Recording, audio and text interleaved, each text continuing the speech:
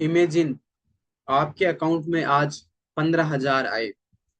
आप खुश हो गए और बोले वाह आज तो प्रॉफिट हो गया।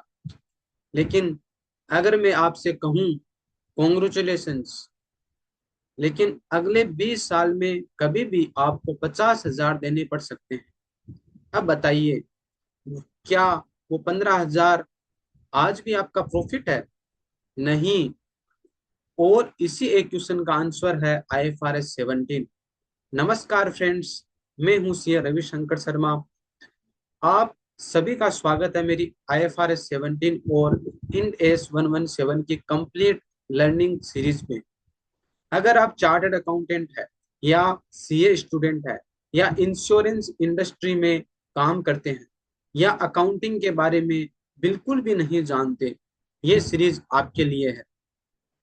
मैं एक प्रॉमिस करता हूं, इस सीरीज में हम IFRS 17 को टेक्स्ट बुक की लैंग्वेज में नहीं पढ़ेंगे। हम इसे रियल लाइफ स्टोरीज के थ्रू समझेंगे। हर लेक्चर में प्रैक्टिस एग्जाम्पल होंगे, सिंपल लैंग्वेज होगी और एंड तक आप इंश्योरेंस अकाउंटिंग को कॉन्फिडेंस के साथ समझ भी पाएंगे और एक्सप्लेन भी कर पाएंगे। सबसे पहले एक सिंपल सा क्वेश्चन है। जब आप किसी मोबाइल शॉप से मोबाइल खरीदते हैं, आप पैसे देते हैं, शॉपकीपर मोबाइल दे देता है, ट्रांजैक्शन वहीं खत्म हो जाता है। शॉपकीपर को उसका प्रॉफिट भी लगभग उसी दिन पता चल जाता है।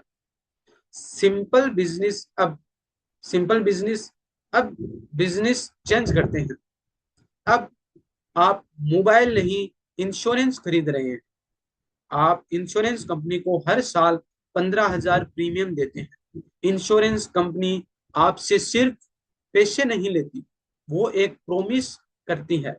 अगर अगले 20 साल में आपके साथ कोई अनफॉर्चुनेट इवेंट होता है तो वो आपके फैमिली को 50 लाख देगी। अब सोचिए, इंश्योरेंस कंपनी को क्या पता है कि क्लेम कब आएगा?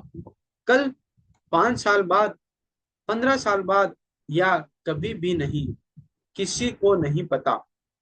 और यही इंश्योरेंस बिजनेस को दुनिया के हर दूसरे बिजनेस से अलग बना देता है। मैं आपको एक और एग्जांपल देता हूँ। मान लीजिए आपके दोस्त ने अपनी ब्रांड न्यू कार 1 साल के लिए आपके गैरेज में रखी और आपसे बोला ये 10,000 रखो, बस मेरी कार की रिस्पॉन्सिबिलिटी तुम्हारी। अब बताइए, क्या वो 10,000 आपका कंप्लीट प्रॉफिट है? बिल्कुल नहीं। क्योंकि अगले 1 साल तक कार की रिस्पॉन्सिबिलिटी आपकी है। अगर कार को कुछ हो गया तो जवाब भी आपको देना पड़ेगा। इंश्योरेंस कंपनी के साथ भी बिल्कुल यही होता है। प्रीमियम आज मिल जाता है, लेकिन रिस्पॉन्सिबिलिटी भी आज से शुरू हो जाती है। इसीलिए इंश्योरेंस अकाउंटिंग कहती है पैसे मिलने का मतलब हमेशा प्रॉफिट होना नहीं होता। यही आज IFRS 17 का फाउंडेशन है। बस एक लाइन हमेशा याद रखिए, a mobile shop sells a product a mobile shop sells a product and an insurance company sells a promise. Product एक दिन में डिलीवर हो जाता है, प्रोमिस सालों तक डिलीवर होता है। इसी वजह से इंश्योरेंस अकाउंटिंग नॉर्मल अकाउंटिंग से कंप्लीटली डिफरेंट है। और इसी डिफरेंस को समझने के लिए हमने ये पूरी सीरीज शुरू की है। आज के लेक्चर में हम चैप्टर 1 के फर्स्ट कंसेप्ट समझेंगे। और बिलीव कीजिए, इन इस डिस्कशन के बाद इंश्योरेंस अकाउंटिंग का लॉजिक आपको बिल्कुल क्लियर हो जाएगा। तो मैं आपको स्क्रीन शेयर करता हूं। फ्रेंड्स, आज हम समझेंगे इंश्योरेंस इंश्योरेंस का फाउंडेशन, इंश्योरेंस अकाउंटिंग का foundation. So let's begin. I am sharing the screen so in that we can discuss what we studied till now. So friend, आज हमने डिस्कस किया why insurance breaks normal accounting.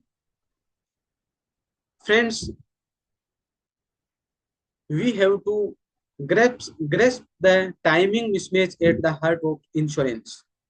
Friends, A phone shop sells a product, cash in, product out, profit known. But in insurance company, we get the cash today, but cost may be in years later. So अपन को timing के accordingly timing different होती है normal business से insurance business के जो revenue generation की uncertainty रहती है। अपन को आइडिया नहीं रहता कि कितना